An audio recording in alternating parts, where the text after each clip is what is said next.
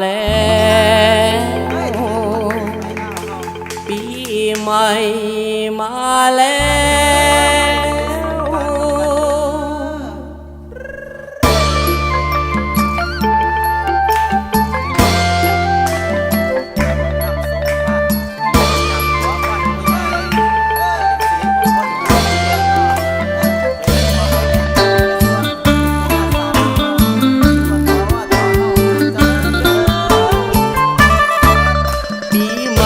เรามาอีกแล้วน้องแก้วมวลซื่นเบิกบานปีใหม่ปีนี้แสนสุขสำราญเขามีผลงานต้อนรับปีใหม่หัวน้อยอย่ามัวซามาออกลีลาฟ้อนลำมวลซื่นกรมกองห้องการสถาบัน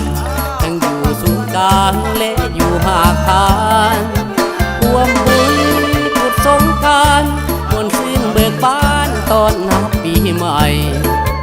ก้าวไปอย่างมีใจปีใหม่ขอให้เข้มแข็ง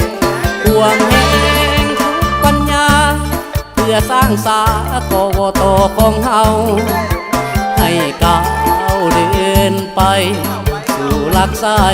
ดังใจไม้ปองให้ก้าวเดินไปสู่หลักไสดังใจไม้ปอง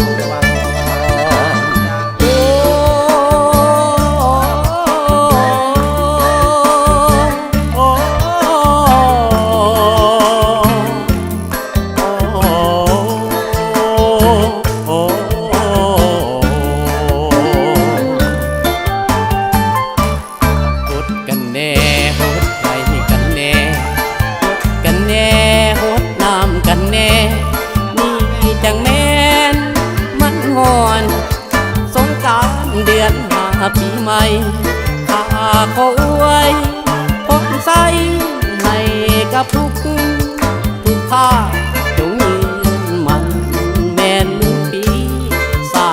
มัคคีกันสาขอต่อเฮาให้เฮืองหุ่งให้เฮาก้าวสารนอดุงขึ้นเมื่อนาแม่นต่อไปมาห่วมแห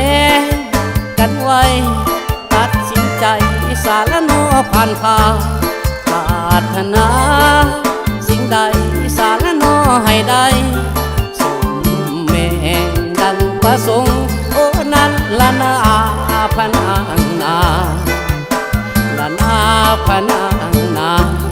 อย่าเฝ้าลงเสิร์โค้งกันก่อนเกี่ยวกันแน่เกี่ยวกันน้ำแน่เกี่ยวกันแน่เพื่อสวยพันแปรให้หายหอนเพื่อสวยพันแปรให้หายหอน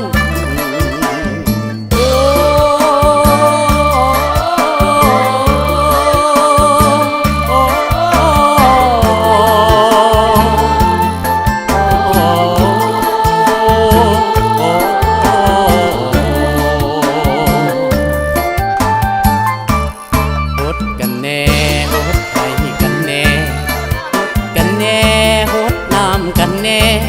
นี่จังแม่นมันหอนสงกรานต์เดือนหาปีใหม่ข้าขออวยพรใสให้กับทุกข้าจงยืนมันแม่นปีสามัคคีกันสาขอต่อเฮาให้เฮืองหุ่งให้เฮาก้าวสารนอดุงขึ้นนาแม่นต่อไปมาห่วมแหกันไว้ตัดสินใจสารนอผ่านพาปรารถนาสิ่งใดสารนอให้ได้สมแม่งดังประสงค์โอ้นั้นละนาพนางนาละนาพนาง